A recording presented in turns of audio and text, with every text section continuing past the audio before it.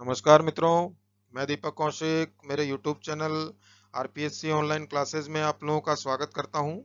आज मैं आप लोगों के लिए चित्तौड़गढ़ दुर्ग लेके आया हूं। चित्तौड़गढ़ दुर्ग के बारे में आज अपन पढ़ेंगे। तो पढ़ने से पहले एक खास बात, आप लोग मेरे चैनल को लाइक कीजिए एंड सब्सक्राइब कीजिए। जब आप लोग लाइक करते हैं तो मुझे खुशी मिलती है, और खुशी मिलती है तो मैं और ज़्यादा जोश से पढ़ाने का प्रयास करता हूँ। तथा आप लोग जब मेरे चैनल को सब्सक्राइब करेंगे तो मैं जितने भी वीडियो आने वाले टाइम में मेरे यूट्यूब चैनल पे अपलोड करूँगा वो आप लोगों के पास सीधे ही पहुँच जाएंगे। इससे आप लोगों का ही फायदा है। आप लोग मेरे चैनल को लाइक एंड सब्सक्राइब कीजिए, कर दीजिए करें। इसमें आप लोगों का किसी प्रकार का कोई नुकसान नहीं होता है। चलो दोस्तों, चालू करते हैं। चालू करते हैं चित्तौड़गढ़ दुर्ग। ये सामने आप लोगों की स्क्रीन पर एक गोल आकृति बनी हुई है। इस आकृति के आधार पर मैं आप लोगों को चित्तौड़गढ़ दुर्ग समझाने का प्रयास करता हूँ। आप लोगों के सामने ये आकृति है। चित्तौड़गढ़ दुर्ग के बारे में आप लोगों ने मित्रों एक उपमा सुनी होगी कि गढ़ तो गढ़ बाकी सब गड़ैया, अर्थात गढ़ तो गढ़ चित्तौड़गढ़ बाकी सब गड़ैया, अर्थात गढ़ में तो गढ़ों में तो गढ़ चित्तौड़गढ़ ही है, बाकी तो सब गड़ैया हैं। इतना शानदार चित्तौड़गढ़ है। यदि अपन चित्तौड़गढ़ देखें तो चित्तौड़गढ़ एक ऐसा दुर्ग है मित्रों जो गुजरात, मालवा और दिल्ली जाने वाले रास्ते के मध्य में पड़ा करता था। अर्थात चित्तौड़ जो ये दुर्ग है, गुजरात, मालवा तथा दिल्ली जाने के रास्ते में रास्ते में आने के कारण ये सामरिक दृष्टि से काफी महत्वपूर्ण दुर्ग था। इसी कारण से इस दुर्ग ने काफी आक्रमणों को झेला, काफी उतार चढ़ाव देखे, काफी राजवंशों का शासन देखा। तो इसलिए यह दुर्ग अपने आप में काफी महत्वपूर्ण दुर्ग बताया जाता है। यही एक ऐसा दुर्ग है जो महाराणा प्रताप की वीर गाथा को कहता है। इसी के साथ साथ यह अकबर के साके के बारे में भी कहता हुआ नजर आता है। राणा रतन सिंह और रानी पद्मिनी की कहानी भी इसी दुर्ग से जुड़ी हुई है। इसका मतलब सीधा सीधा है कि यह दुर्ग अपने आप में बहुत ज्यादा महत्वपूर्ण भूमिका निभाता है। यदि अपन इस दुर्ग का अध्ययन करें मित्रों, तो इस दुर्ग को यदि अपन दूर से देखते हैं, यदि अपन इस दुर्ग को दूर से देखते हैं तो ये जो दुर्ग है मित्रों मछली की आकृति का नजर आता है, अर्थात मीनाकृति आकृति का यह दुर्ग नजर आता है। इसलिए इस दुर्ग के बारे में कहा जाता है कि मछली की आकृति के समान कौन सा दुर्ग नजर आता है, तो चित्तौड़गढ़ जो दुर्ग है मित्रों वह मछली की आकृति के समान नजर आता है। यदि अपन इस चित्तौड़गढ़ दुर्ग के निर्माताओं के बारे में देखें तो अलग अलग विचारकों ने अपने अलग अलग तथ्य कहे हैं। कोई कहता है चित्रांग, कोई कहता है चित्रांग मौर्य और कोई कहता है चित्रंग मौर्य। आइए देखते हैं मित्रों। वीर विनोद के अनुसार, यदि अपन वीर विनोद देखते हैं तो वीर विनोद के अनुसार इस दुर्ग का जो निर्माण है मित्रों चित्रांग के द्वारा करवाया गया था। इसको चित्रांग बोल सकते हैं और चित्रांगद भी बोल सकते हैं। इसके आगे दे भी लगा मिलता है, चित्रांग ऑब्लिक चित्रांगद। वीर विनोद के द्वारा, वीर विनोद के आधार पर चित्तौड़गढ़ जो दुर्ग का निर्माण है मित्रों वो चित्रांग ऑब्लिक चित्रांगद के द्वारा करवाया गया। जो ये वीर विनोद है मित्रों ये एक काव्य ग्रंथ है और जो कि कवि श्यामल दास के द्वारा लिखा गया ग्रंथ है, जो भारत में राजस्थान के इतिहास पर महत्वपूर्ण प्रकाश डालता है मित्रों। और नेक्स्ट अपन देखें कुमारपाल प्रबंध के द्वारा। यदि अपन कुमारपाल प्रबंध ग्रंथ का अध्ययन करते हैं तो उसके आधार पर चित्रांग मौर्य ने चित्तौड़गढ़ दुर्ग का निर्माण करवाया था। किसने करवाया मित्रों? चित्रांग मौर्य ने चित्तौड़गढ़ दुर्ग का निर्माण करवाया। और जो कुमारपाल प्रबंध है वह हेमचंद्र के द्वारा लिखी गई। क्लियर हो गई मित्रों बात? अर्थात कुमारपाल प्रबंध के द्वारा या फिर कुमारपाल प्रबंध के आधार पर चित्तौड़गढ़ जो दुर्ग का निर्माण करवाया गया वह चित्रांग मौर्य के द्वारा करवाया गया। इसी के साथ ही मोहनोद नैणसी की जो ख्यात है उस ख्यात के अनुसार, यदि अपन देखें कि मोहनोद नैणसी की ख्यात के अनुसार चित्तौड़गढ़ दुर्ग का जो निर्माण करवाया वह चित्रंग मौर्य ने करवाया। किसने करवाया मित्रों? चित्रंग मौर्य ने करवाया। यदि अपन इन तीनों नामों का अध्ययन करें, चित्रांग ऑब्लिक चित्रांगद या चित्रांग मौर्य, और तीसरा नंबर है चित्रंग मौर्य, यदि इन तीनों का अपन अध्ययन करें और इन नामों को देखें तो लगभग लगभग इन तीनों नामों में समानता नजर आती है। तो इस आधार पर हम कह सकते हैं कि चित्रांग मौर्य के द्वारा ही चित्तौड़गढ़ दुर्ग का निर्माण करवाया गया था। क्लियर हो गई मित्रों बात? ये जो दुर्ग है यह दुर्ग मेसा के पठार के ऊपर स्थित है। किसके ऊपर स्थित है मित्रों? मेसा के पठार के ऊपर स्थित है। जो ये मेसा का पठार है वह लगभग 616 मीटर ऊंचा है। कितना ऊंचा है मित्रों? लगभग 616 मीटर ऊंचाई पर बना हुआ मैसा का पठार है और इस पठार के ऊपर ही इस चित्तौड़गढ़ दुर्ग का निर्माण चित्रांग मौर्य के द्वारा करवाया गया। क्लियर हो गई बात? इसके साथ साथ यह जो दुर्ग है गंभीरी और बेड़च नदियों के संगम पर बनाया हुआ दुर्ग है। जो ये दुर्ग है मित्रों गंभीरी और बेड़च नदियों के संगम पर बनाया हुआ दुर्ग है। तो ये दुर्ग एक जल दुर्ग की श्रेणी में नहीं आता मित्रों, अपन मान सकते हैं, लेकिन ये वास्तव में एक गिरी दुर्ग की श्रेणी में बताया जाता है। क्लियर हो गई बात? हाँ, ये जरूर है कि गंभीरी और बेड़च नदी के संगम पर जो दुर्ग स्थित है वह चित्तौड़गढ़ दुर्ग स्थित है। यदि आप लोगों के एग्जाम में आता है कि गंभीरी और बेड़च नदी के संगम पर कौन सा दुर्ग स्थित है, तो सीधा सीधा आंसर क्लिक होगा चित्तौड़गढ़ दुर्ग बेड़च गंभीरी और बेड़च नदियों के संगम पर स्थित है। क्लियर हो गई मित्रों बात? यदि अपन इस दुर्ग की चौड़ाई और इस दुर्ग की लंबाई देखते हैं तो चौड़ाई और लंबाई में अंतर है दोस्तों। अगर अपन इसके बाहर से चौड़ाई देखते हैं इस दुर्ग की, तो बाहर से यदि अपन चौड़ाई देखें तो इसकी चौड़ाई जो है मित्रों 2 किलोमीटर तक बताई गई, अर्थात दीवार से दीवार तक अगर इसकी चौड़ाई देखते हैं तो वो 2 किलोमीटर तक बताई जाती है। तथा इसके साथ साथ दीवार से दीवार तक अगर ये प्राचीर से प्राचीर बनी हुई है और इस प्राचीर से प्राचीर यदि अपन इसकी लंबाई देखते हैं तो इसकी लंबाई लगभग 8 किलोमीटर तक बताई गई है मित्रों। इस चित्र पे मत जाइएगा, चित्र तो अंडाकार आकृति का बना हुआ है, लेकिन जो अगर इसकी अपन लंबाई और चौड़ाई देखते हैं बाहर की तरफ से, मतलब इसकी प्राचीर की तरफ से, तो इसकी जो लंबाई बताई गई है मित्रों वह लगभग 8 किलोमीटर तथा इसकी चौड़ाई जो बताई जाती है वह लगभग 2 किलोमीटर के आसपास बताई गई है। तथा इसके साथ यदि अपन अंदर से देखें, अर्थात जो चारों तरफ इस दुर्ग के दीवार का जो घेरा बना हुआ है, प्राचीर बनी हुई है, इसके अंदर से यदि अपन इसकी लंबाई और चौड़ाई नापने का प्रयास करें तो इसकी जो लंबाई है मित्रों अंदर की साइड से 5 किलोमीटर लंबाई है। क्लियर हो गई बात? अंदर से यदि अपन इसको नापते हैं तो इसकी लंबाई कितनी आती है मित्रों? 5 किलोमीटर। तथा अंदर से यदि अपन इसकी चौड़ाई देखते हैं तो चौड़ाई में भी काफी अंतर आ जाता है। यदि अपन मित्रों इसकी अंदर से चौड़ाई देखते हैं और अंदर से इसकी लंबाई देखने का प्रयास करते हैं तो लंबाई तो बता चुका हूं कि इसकी अंदर की परिधि के अंदर से इसकी लंबाई देखें अपन मित्रों तो लगभग 5 किलोमीटर के आसपास है। और यदि अंदर परिधि से अगर अपन इसकी चौड़ाई देखते हैं तो 0.91 किलोमीटर तक बताई गई है कि अंदर से इसकी लंबाई अंदर से इसकी चौड़ाई 0.91 किलोमीटर है तथा बाहर से इसकी चौड़ाई 2 किलोमीटर है। और अंदर से देखें इसकी लंबाई 5 किलोमीटर है और बाहर से इसकी लंबाई 8 किलोमीटर। यहाँ बाहर का मतलब है बाहर का घेरा। यदि इसका अपन इस घेरे को लें और दीवार से दीवार नापने का प्रयास करें तो इसकी लंबाई और चौड़ाई में अंतर आ जाता है। क्लियर हो गई बात मित्रों? अब यदि अपन और इसकी गहराईता में जाके देखते हैं और इस दुर्ग का व्यास देखते हैं तो इस दुर्ग का व्यास लगभग 16 किलोमीटर आता है दोस्तों। अर्थात ये जो चित्तौड़गढ़ जो दुर्ग है वह 16 किलोमीटर के व्यास में फैला हुआ है और क्षेत्रफल की दृष्टि से राज्य का ये सबसे बड़ा दुर्ग बताया गया है। अर्थात क्षेत्रफल की दृष्टि से यदि अपन देखें तो क्षेत्रफल की दृष्टि से सबसे बड़ा जो दुर्ग है वह राज्य का कौन सा है? चित्तौड़गढ़ दुर्ग ही राज्य का सबसे बड़ा दुर्ग है। और इस प्राचीर को हेक्टेयर में देखें कि इसकी जो प्राचीर है कितने हेक्टेयर में फैली हुई है, तो 279 हेक्टेयर के क्षेत्र में चित्तौड़गढ़ दुर्ग की ये पूरी की पूरी प्राचीर मित्रों फैली हुई है। क्लियर हो गई मित्रों बात? अब यदि अपन इसको देखें, अपन को जैसे मैंने थोड़ी देर पहले बताया था कि राजस्थान का जो ये दुर्ग है मालवा का प्रवेश द्वार भी कहलाता है और इसके साथ साथ राजस्थान का ये दक्षिण का प्रवेश द्वार भी कहलाता है। और ये क्यों कहला रहा है? क्योंकि ये गुजरात, मालवा और दिल्ली जो जाने का रास्ता है उस रास्ते के मध्य में ये चित्तौड़गढ़ दुर्ग पड़ता है। इसी कारण से ही ये मालवा का प्रवेश द्वार के नाम से भी जाना गया। इसके साथ साथ ये राजस्थान के दक्षिणी द्वार के नाम से भी जाना गया। इसी कारण से यह दुर्ग इस प्रकार के दुर्ग से नाम से जाना जाता है। इसके साथ ही मित्रों राजस्थान का यह एकमात्र ऐसा दुर्ग है जहां पर खेती होती है। राजस्थान में इस दुर्ग के अलावा ऐसा कोई दुर्ग नहीं है जिसके अंदर खेती होती हो। यदि आप लोगों के एग्जाम में प्रश्न आता है कि राजस्थान का कौन सा दुर्ग जहां पर खेती की जाती है, तो राजस्थान का एकमात्र दुर्ग है जहां पर खेती की जाती है और वह दुर्ग कौन सा है? चित्तौड़गढ़ दुर्ग ही एकमात्र ऐसा दुर्ग है जहां पर खेती की जाती है। क्लियर हो गई मित्रों बात?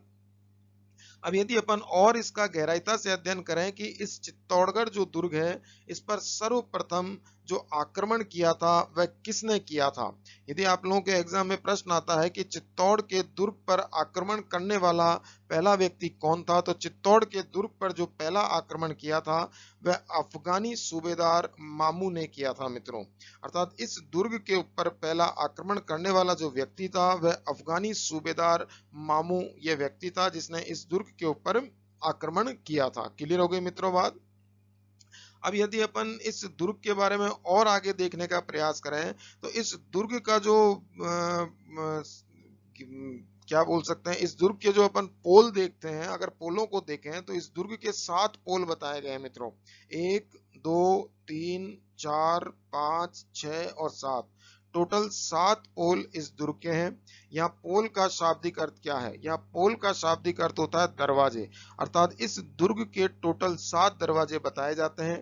पहला जो दरवाजा है वह पाडन पोल है, दूसरा दरवाजा है भैरव पोल है, तीसरा जो द्वार है वह हनुमान पोल है, चौथा है गणेश पोल, पांचवा है जोड़ला पोल, छठा है लक्ष्मण पोल और सातवां है राम पोल। इस प्रकार से कुल टोटल कितने पोल है मित्रों, इस प्रकार से यहाँ पर टोटल 7 पोल बताए गए हैं। पहला पोल यदि अपन अध्ययन करते हैं तो पहले ही पोल का नाम क्या है, पाडन पोल। यदि अपन पाडन पोल का अध्ययन करें तो पाडन पोल के पास में ही बाघ सिंह का स्मारक बना हुआ है मित्रों। किसका स्मारक बना हुआ है, बाघ सिंह का स्मारक बना हुआ है। बाघ सिंह कौन थे, बाघ सिंह जो थे एक वीर व्यक्ति थे जिनका जो वीर गति को प्राप्त हुए थे। और वीर गति को कब प्राप्त हुए, सन 1535 में ये वीर गति को प्राप्त हो गए थे जब चित्तौड़ का दूसरा साका हुआ था। बहादुर शाह की सेना, जो कि गुजरात का शासक था बहादुर शाह की सेना ने चित्तौड़ के ऊपर आक्रमण किया था और उस समय जो बाघ सिंह जी थे वह वीर गति को प्राप्त हो गए थे मित्रों। क्लियर हो गई बात। और उस समय राजा कौन थे, चित्तौड़ के दुर्ग के उस समय महाराणा विक्रमादित्य यहाँ के राजा बताए गए हैं। क्लियर हो गई मित्रों बात। बाघ सिंह जी जो प्रतापगढ़ के बाघ सिंह जी यहाँ पर वीर गति को प्राप्त हुए थे चित्तौड़ के दूसरे साके में।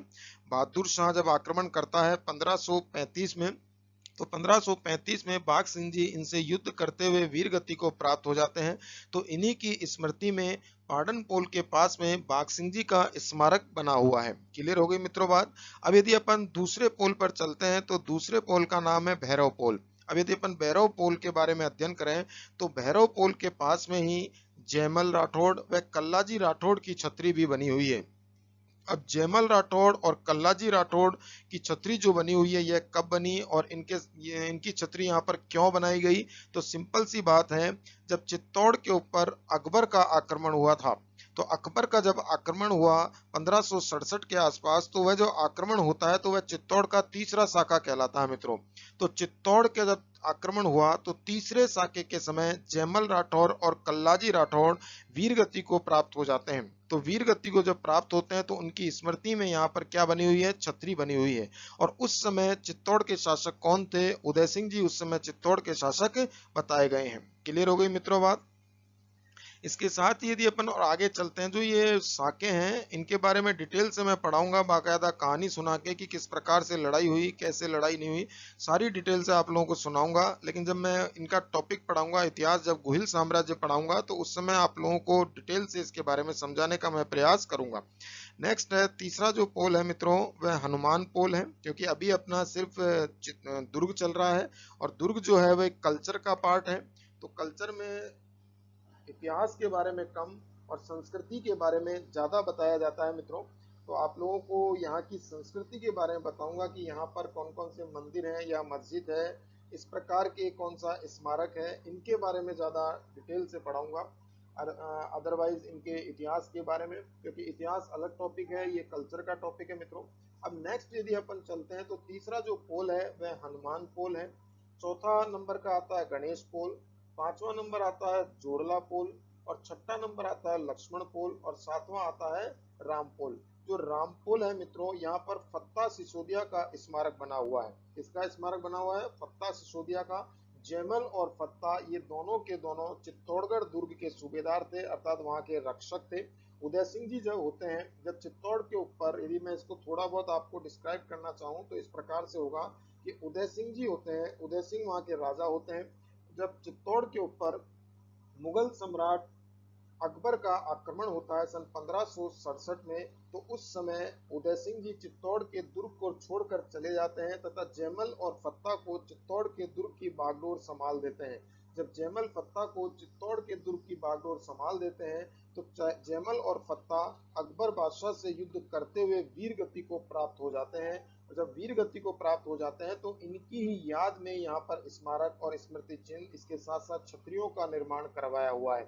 जब अकबर की चित्तौड़ के दुर्ग पर विजय होती है तो अकबर जैसे ही चित्तौड़ के दुर्ग के अंदर प्रवेश करता है तो चित्तौड़ के दुर्ग में कत्लेआम करवाने का आदेश पारित कर देता है, क्योंकि अकबर देखता है कि उस युद्ध के अंदर उस अकबर के जो सिपाही हैं काफी संख्या में मारे गए, तो और ज्यादा वह क्रोध में आ जाता है।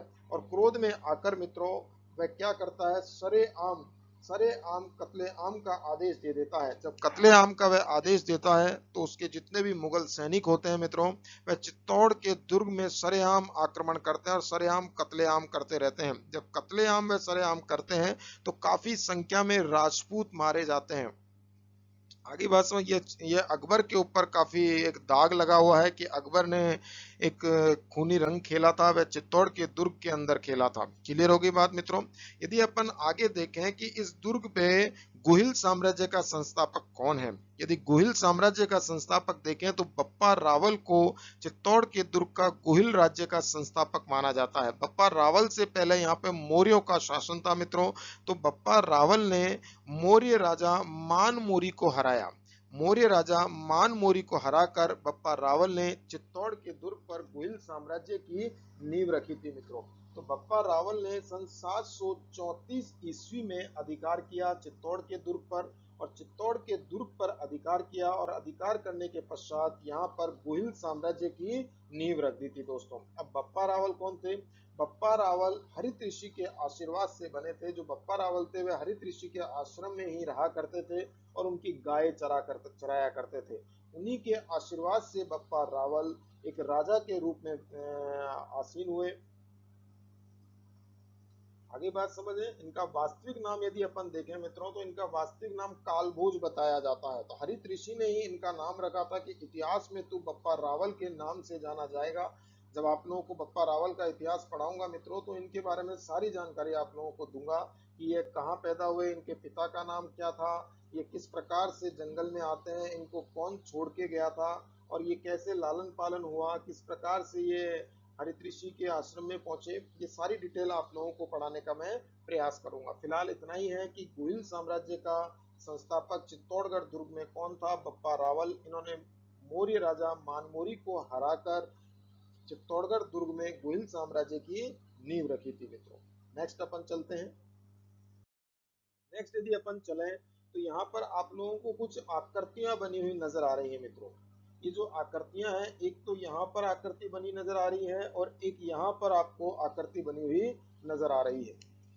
यदि इन दोनों आकृतियों को अपन देखते हैं तो यहाँ पर तो 9 मंजिला आकृति बनी हुई है। 1 2 3 4 5 6 7 8 और 9। और इस आकृति को देखें मित्रों, ये पिलर नुमा आकृति बनी हुई है। ये 7 रूपों में बनी हुई है, 7 नंबर है इसमें, 1 2 3 4 5 6 और 7। और ये पूरा का पूरा चित्तौड़गढ़ दुर्ग है मित्रों। क्योंकि उस एक पेज पे ये सारा डायग्राम सेट नहीं हो सकता था, क्योंकि चित्तौड़गढ़ जो दुर्ग है वह काफी बड़ा टॉपिक है और सारा डिटेल से ही पढ़ाने में मजा आता है, काट काट के पढ़ाने में मजा नहीं आता है मित्रों। अभी मैं थोड़ा शॉर्ट में पढ़ा रहा हूँ। इसके पश्चात नेक्स्ट पेज पे या उससे नेक्स्ट पेज पे आपको डिस्क्राइब में भी पढ़ाऊंगा चित्तौड़गढ़ दुर्ग, इसलिए पूरा देखें वीडियो को। अब यदि अपन इस वाली आकृति का अध्ययन करते हैं मित्रों तो यह जो आकृति है ये विजय स्तंभ के नाम से जानी जाती है मित्रों। किसके नाम से जानी जाती है? विजय स्तंभ के नाम से जानी जाती है। इस विजय स्तंभ का जो निर्माण है मित्रों वह महाराणा कुंभा के द्वारा करवाया गया था। किसके द्वारा करवाया गया था मित्रों? महाराणा कुंभा के द्वारा करवाया गया। और कब करवाया गया? 1440 में आरंभ करवाया गया और 1448 में जाकर यह पूरा हुआ। अब प्रश्न यह उठता है कि महाराणा कुंभा ने विजय स्तंभ का निर्माण क्यों करवाया था? महाराणा कुंभा ने विजय स्तंभ का निर्माण क्यों करवाया था? तो एक शासक था मित्रों मालवा का महमूद खिलजी। जो महमूद खिलजी था, महमूद खिलजी और महाराणा कुंभा के मध्य में सारंगपुर का युद्ध होता है। किसका युद्ध होता है? सारंगपुर का युद्ध होता है। और सारंगपुर के युद्ध में महाराणा कुंभा की विजय होती है। सन 1437 के आसपास यह युद्ध लड़ा गया था सारंगपुर का। इस युद्ध में महाराणा कुंभा की विजय होती है और इसी विजय के उपलक्ष्य में यह किसका निर्माण करवाते हैं? विजय स्तंभ का निर्माण करवा देते हैं। जब महाराणा कुंभा की विजय होती है तो इनकी कीर्ति और ऊंची उठ जाती है। तो कीर्ति और ऊंची उठने के कारण इस स्तंभ को दोस्तों कीर्ति स्तंभ के नाम से भी जाना जाता है। क्लियर हो गई बात? कीर्ति और ऊंची उठी तो इस स्तंभ को किस स्तंभ के नाम से जाना जाता है? कीर्ति स्तंभ के नाम से भी जाना जाता है। एक बात याद रखिएगा कि कीर्ति स्तंभ प्रशस्ति अलग है और कीर्ति स्तंभ अलग है। क्लियर होगी बात? एग्जाम में यदि प्रश्न आता है तो आप लोग किसी भी परिस्थिति में कंफ्यूज नहीं होइएगा, क्योंकि कीर्ति स्तंभ अलग है और कीर्ति स्तंभ प्रशस्ति अलग है। क्लियर होगी बात? ये जो आप लोगों के सामने कीर्ति स्तंभ बना हुआ है, इस स्तंभ का मुख्य जो शिल्पी था वह जेता था मित्रों। क्या था? मुख्य शिल्पी जेता था। इसके साथ साथ नापा, पूंजा और पोमा, इस जेता के 3 पुत्र थे जिन्होंने इस स्तंभ को बनवाने में जेता की सहायता की थी। क्लियर हो गई बात? यदि आप लोगों के एग्जाम में आता है कि विजय स्तंभ का मुख्य शिल्पी अमुक में से कौन सा है, ए नंबर पर जेता लिखा हुआ आता है, बी नंबर पर नापा लिखा हुआ आता है, सी नंबर पर पूंजा लिखा हुआ आता है और डी नंबर पर पोमा लिखा हुआ आता है, तो आप लोगों को जेता के ऊपर काला करना है मित्रों, क्योंकि जो मुख्य शिल्पी था वो जेता ही था। क्लियर हो गई बात? ये तो इसके 3 पुत्र थे जो सहायक के रूप में कार्य कर रहे थे। क्लियर हो गई बात मित्रों? अब यदि अपन और आगे चलें और इस स्तंभ का अध्ययन करने का प्रयास करें तो इस स्तंभ पर हमें भगवान विष्णु के जितने भी अवतार हुए उन अवतारों की जो उनकी आकृतियां हैं यहाँ पर उकेरी हुई हमें अत्यंत मात्रा में मिलती हैं। अर्थात भगवान विष्णु के जितने भी अवतार हुए उन अवतारों की जो मूर्तियां हैं उनकी आकृतियां यहाँ पर उकेरी हुई हमारे को मिलती हैं और इसी कारण इसको मूर्ति कला का अजायब घर भी कहा जाता है। क्लियर है बात? और यदि अपन इसकी लंबाई देखने का प्रयास करें कि जो ये विजय स्तंभ है इसकी लंबाई कितनी है, तो इसकी लंबाई मित्रों 120 फुट बताई जाती है। कितनी फुट बताई गई है? 120 फुट इसकी लंबाई बताई जाती है। इसके साथ ही इसकी जो चौड़ाई है, इसके आधार की जो चौड़ाई है वह 30 फुट चौड़ा है। यदि आप लोगों के एग्जाम में आता है कि विजय स्तंभ है तो 120 फुट तो लंबा है तथा 30 फुट यह चौड़ा है, क्योंकि लंबाई हमेशा चौड़ाई जो होती है मित्रों वह आधार से ही नापी जाती है और लंबाई होती है वह जमीन से या आधार से ऊपर की तरफ नापी जाती है। क्लियर हो गई बात मित्रों? अब यदि अपन और इसका अध्ययन करने का प्रयास करें तो इसकी जो तीसरी मंजिल है 1, 2 और 3, जैसे अपन इस विजय स्तंभ की तीसरी मंजिल के ऊपर जाते हैं तो यहाँ पर हमें अरबी भाषा में अल्लाह लिखा हुआ मिलता है। कौन सी भाषा में लिखा मिलता है? अरबी भाषा में अल्लाह लिखा मिलता है। और कितनी बार मिलता है? 9 बार मिलता है। यदि आप लोगों के एग्जाम में आए कि विजय स्तंभ की कौन सी मंजिल पर 9 बार अल्लाह लिखा हुआ है, तो तीसरी मंजिल के ऊपर 9 बार अल्लाह लिखा हुआ मिलता है। और कौन सी भाषा में मिलता है मित्रों? अरबी भाषा में मिलता है। क्लियर हो गई बात? अब यदि अपन और ऊपर चलते हैं, इसकी 9वीं मंजिल पर पहुंचते हैं विजय स्तंभ की, तो इस 9वीं मंजिल पर लगभग सन 1911 के आसपास इस 9वीं मंजिल के ऊपर बिजली गिरी। बिजली गिरने से कारण ये 9वीं मंजिल शत विशत हो गई थी, अर्थात टूट गई थी या खंडित हो गई थी, कैसे भी मान लो आप लोग, टूट जाती है। तो इसका जो जीर्णोद्धार है सन 1911 में, तो स्वरूप सिंह जी ने मित्रों सन 1911 में इसका क्या करवाया था? जीर्णोद्धार करवाया था, क्योंकि बिजली गिर गई थी और बिजली गिरने के कारण जो 9वीं मंजिल है ये खंडित हो जाती है या टूट जाती है। और टूटने के कारण स्वरूप सिंह जी उस समय तत्कालिक शासक थे, तो स्वरूप सिंह जी के द्वारा सन 1911 में इसका जीर्णोद्धार करवा दिया गया था। इस प्रकार से यह विजय स्तंभ है जो कि राणा कुंभा के द्वारा बनवाया गया था।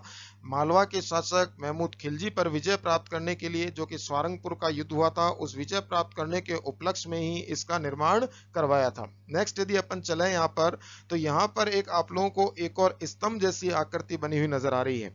जो ये स्तंभ है ये जैन कीर्ति स्तंभ है मित्रों। यदि जैन कीर्ति स्तंभ को देखते हैं तो जैन कीर्ति स्तंभ का जो निर्माण करवाया था वह जैन जीजा के द्वारा 10वीं और 11वीं सदी के मध्य में करवाया गया था। क्लियर हो गई मित्रों बात? 10वीं और 11वीं सदी के मध्य में जैन जीजा के द्वारा ही किसका निर्माण करवाया गया? जैन कीर्ति स्तंभ का निर्माण करवाया गया। और इस जैन कीर्ति स्तंभ की जो प्रशस्ति है वह अत्रि भट्ट के द्वारा लिखी गई थी। किसके द्वारा लिखी गई? अत्रि भट्ट के द्वारा इस प्रशस्ति को लिखा गया, लेकिन अत्रि भट्ट इसको पूर्ण नहीं कर पाए क्योंकि बीच में उनकी मृत्यु हो जाती है। तो मृत्यु होने के पश्चात उनके पुत्र महेश भट्ट के द्वारा इसको पूर्ण किया गया था। इस बात को याद रखिएगा, यदि एग्जाम में प्रश्न आता है कि जैन प्रशस्ति स्तंभ की प्रशस्ति किसके द्वारा लिखी गई? A option Atri Bhatt, B option Mahesh Bhatt, C option उपरोक्त दोनों, और डी ऑप्शन कोई नहीं या कुछ भी और शब्द लिखा हुआ आ जाए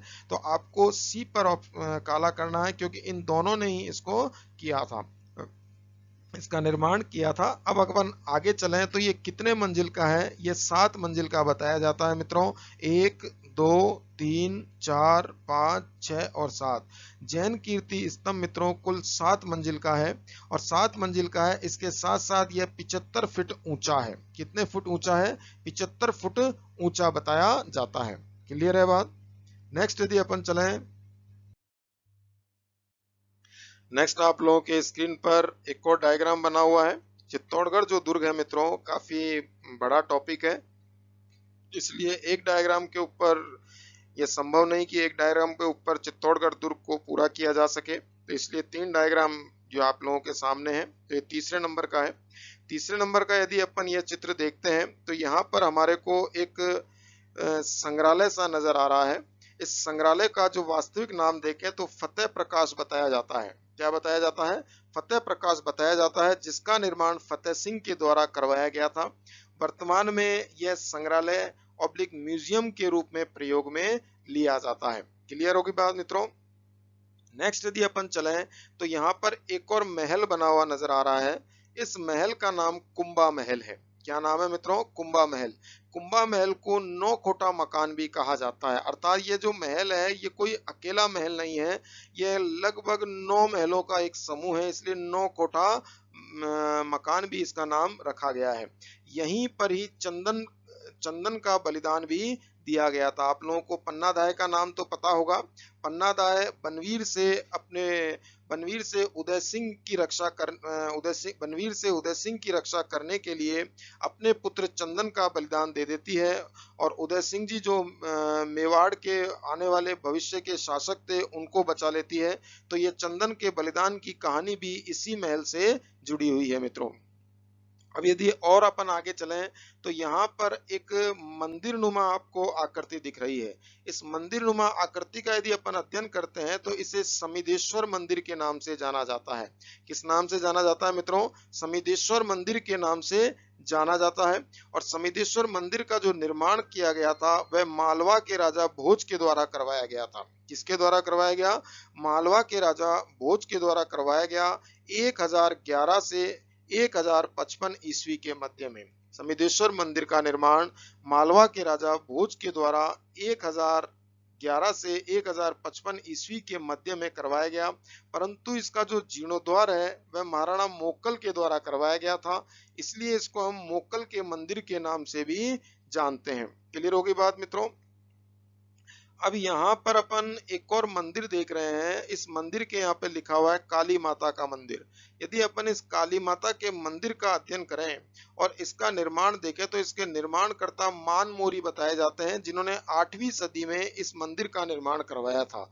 लेकिन वास्तव में जो ये मंदिर है मित्रों, ये काली माता का मंदिर नहीं है, वास्तव में यह सूर्य मंदिर था। जब इसका निर्माण करवाया गया तो यह सूर्य मंदिर के रूप में ही घोषित था और इसका नाम भी सूर्य मंदिर था। लेकिन कालांतर में आक्रांताओं के द्वारा चित्तौड़गढ़ दुर्ग पर आक्रमण होने के दौरान इस सूर्य मंदिर को तोड़ दिया गया था। आप लोगों को जैसे मैं बता चुका हूं कि गुजरात, मालवा और दिल्ली के रास्ते के मध्य में अवस्थित होने के कारण इस दुर्ग को आक्रमणों का बहुत ज्यादा प्रहार झेलना पड़ा था।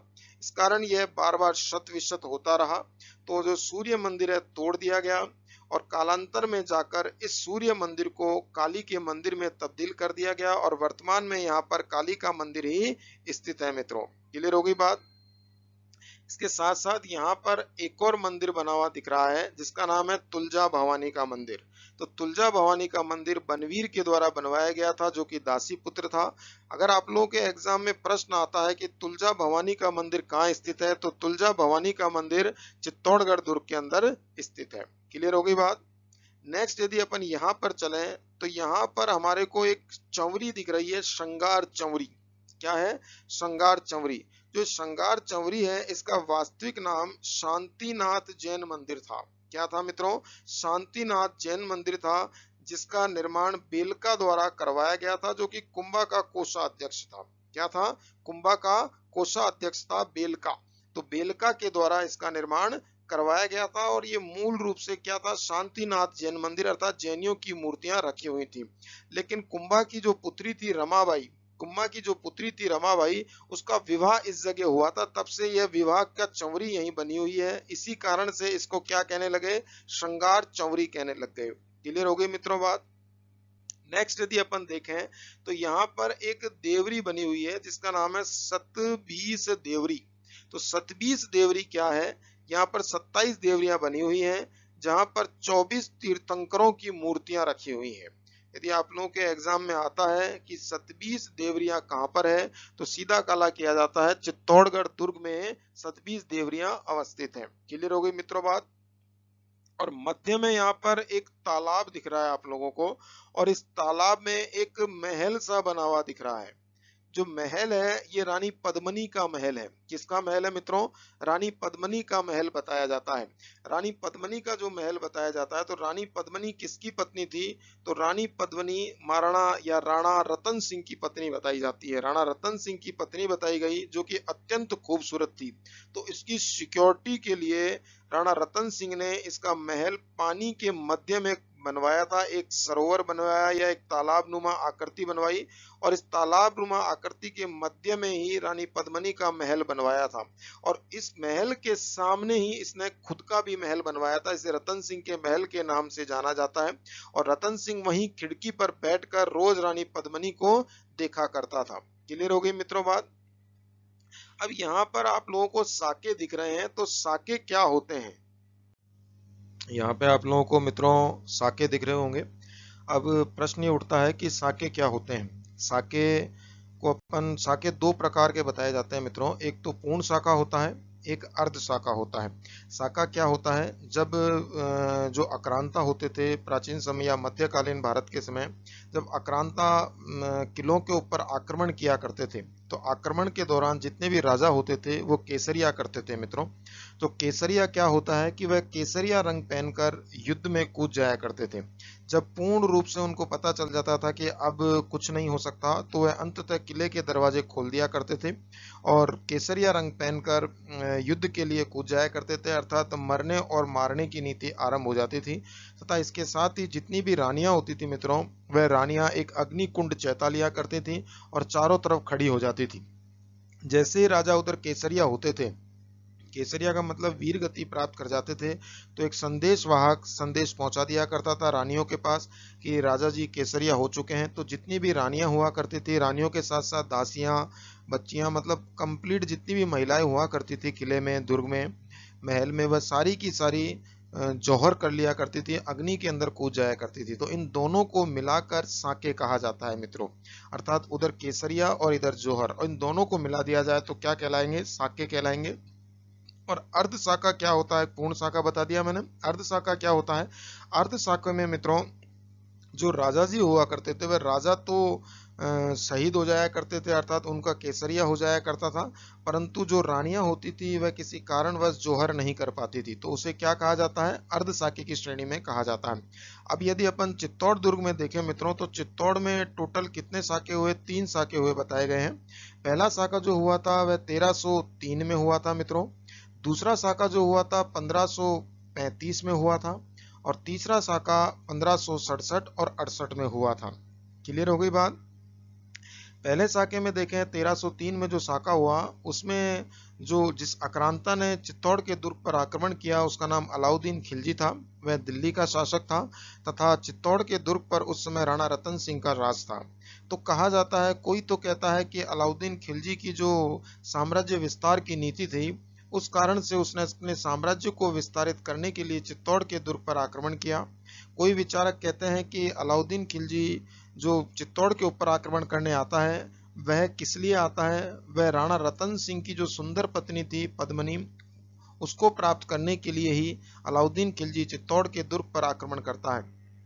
यदि अपन इसकी दंत कहानी को देखने का प्रयास करें तो दंत कहानी क्या कहती है कि राणा जो रतन सिंह था उसकी एक सुंदर पत्नी थी जिसका नाम था रानी पद्मनी। वह इतनी सुंदर बताई जाती है मित्रों कि जब वह पानी पिया करती थी तो पानी भी गले के नीचे से उतरता हुआ दिखता था, पान खाया करती थी तो पान का रस भी गले से उतरता हुआ दिखा करता था, इतनी खूबसूरत थी। जब इस बात की खबर अलाउद्दीन खिलजी को लगती है, एक राघव चेतन नाम का ब्राह्मण होता है, वह अलाउद्दीन खिलजी को इस प्रकार की सूचना देता है कि इतनी खूबसूरत एक औरत है जो कि राणा रतन सिंह की रानी है और चित्तौड़ के दुर्ग में रहा करती है। जब अलाउद्दीन खिलजी को इस बात की खबर लगती है कि इतनी सुंदर महिला भी हो सकती है कि पान का रस भी गले से उतरता हुआ नजर आए, तो वह तुरंत अलाउद्दीन खिलजी राणा रतन सिंह को फरमान भेजवाता है और फरमान में यह कहता है कि तू तेरी ये पत्नी है जिसका नाम पद्मनी है, उस पद्मनी को मेरे पास भेज दे। जब इस बात की खबर राणा रतन सिंह को लगती है तो राणा रतन सिंह इस फरमान को मना कर देता है। राणा रतन सिंह इस फरमान के बदले में कहता है कि यह किसी भी परिस्थिति में संभव नहीं है कि मैं मेरी पत्नी को तुम्हारे पास भेज दूं। जब इस बात की खबर अलाउद्दीन खिलजी को लगती है तो अलाउद्दीन खिलजी नाराज हो जाता है और नाराज होने के कारण ही वह चित्तौड़ के दुर्ग पर आक्रमण करता है। जब चित्तौड़ के दुर्ग पर आक्रमण करता है तो काफी समय तक चित्तौड़ के दुर्ग को घेरे रहता है और ये 1303 से पहले की बात है मित्रों, थोड़ी 1-2 साल पहले की बात है। तो चित्तौड़ के दुर्ग को लगभग 6 महीने तक घेरे रहता है, लेकिन किसी भी परिस्थिति में चित्तौड़ के दुर्ग को जीत नहीं पाता है। जब जीत नहीं पाता है तो वह नीति का काम लेता है और नीति में क्या कहता है, राणा रतन सिंह के पास एक फरमान पहुंचाता है कि मुझे रानी पद्मनी नहीं चाहिए, तुम पद्मनी की एक झलक ही मुझे दिखा दो, मैं झलक देखकर ही वापस चला जाऊंगा। तो इस बात की जो फरमान राणा रतन सिंह के पास पहुंचता है तो राणा रतन सिंह इस बात को मानने से राजी हो जाते हैं। ये सबसे बड़ी भूल थी राणा रतन सिंह की कि अपनी पत्नी को अलाउद्दीन खिलजी जैसे आक्रांता के सामने पेश करना, ये सबसे बड़ी भूल बताई जाती है राणा रतन सिंह की।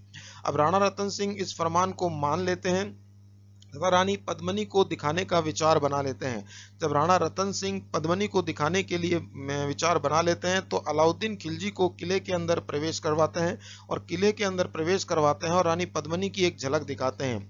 कुछ इतिहासकार कहते हैं कि रानी पद्मनी की जो झलक अलाउद्दीन खिलजी को दिखाई थी राणा रतन सिंह ने, वह डायरेक्ट नहीं दिखाई थी, वह पानी के जो अक्ष बनता है, पानी के अक्ष से इनकी झलक दिखाई थी। और झलक कैसे दिखाई, जो राणा रतन सिंह का महल था उस महल के पास जो खिड़की है जहां पर बैठकर राणा रतन सिंह रोज रानी पद्मनी को निहारा करते थे, वहां पर यह किसको बिठा देते हैं, अलाउद्दीन खिलजी को बिठा देते हैं और पीट कर कर बिठाते हैं तथा सामने एक कांच का दर्पण लगा देते हैं, एक दर्पण लगा देते हैं और उस दर्पण में देखने को अलाउद्दीन खिलजी को कहते हैं। और रानी पद्मनी जैसे ही बाहर निकलती है तो रानी पद्मनी का जो अक्ष है इस पानी के ऊपर गिरता है और पानी के अक्ष से ये सीधी की सीधी किरणें कहाँ पहुंचती हैं, उस दर्पण पर पहुंचती हैं और उस दर्पण में अलाउद्दीन खिलजी रानी पद्मनी को देखता है।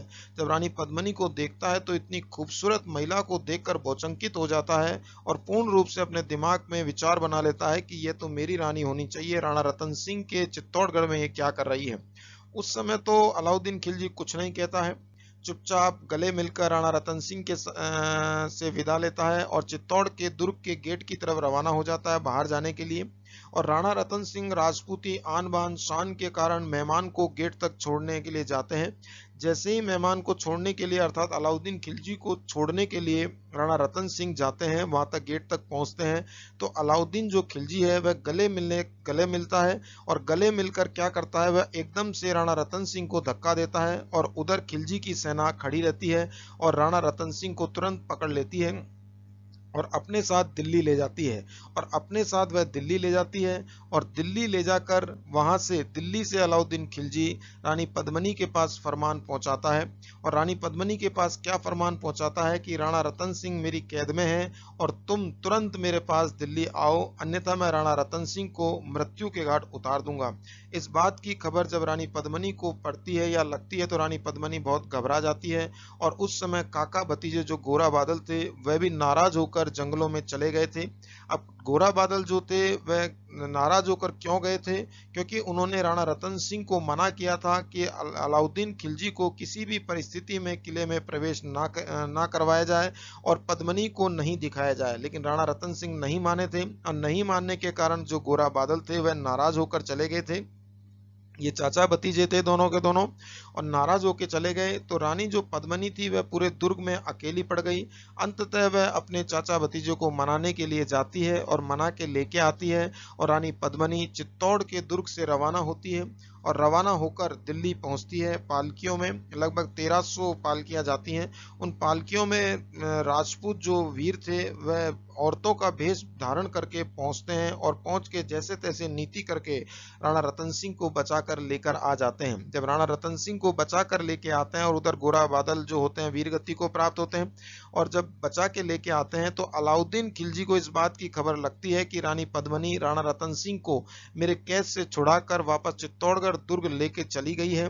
तब वह और ज्यादा क्रोध में आ जाता है और अंततः वह 1303 में चित्तौड़ के दुर्ग पर आक्रमण करता है, और इस आक्रमण में राणा रतन सिंह केसरिया करते हैं, और केसरिया करने के पश्चात जो रानी पद्मिनी है वह जौहर कुंड में कूदकर जौहर कर लेती है। इस प्रकार से अलाउद्दीन खिलजी ने 1303 में संपूर्ण आक्रमण किया, और यही चित्तौड़ का पहला साका के नाम से जाना गया। क्लियर होगी दोस्तों बात?